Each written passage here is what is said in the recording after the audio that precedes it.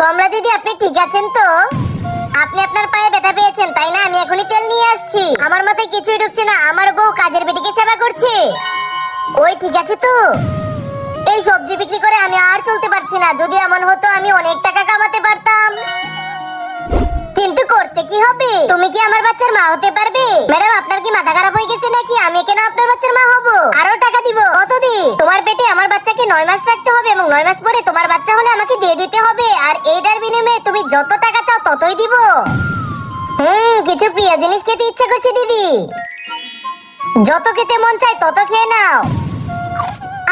বাচ্চা কি লাথি মেরেছে? শোনো, বউয়ের বাচ্চা পেটে 7 মাস হয়ে গেছে কিন্তু ওর পেট বড় হচ্ছে না। ওর বাচ্চা ঠিক আছে তো?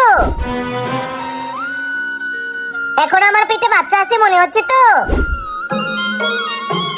আর কিছুদিন পরেই তুই এই পৃথিবীতে নেমে আসবি। আন্টি, আপনার যদি ছেলে হয় তাহলে আমি তোমার নাম অভি রাখবো, আর যদি মেয়ে হয় তাহলে আমি তোমার নাম বর্ষা রাখবো। আমার বাচ্চার নাম তুই কিভাবে রাখবি এটা আমার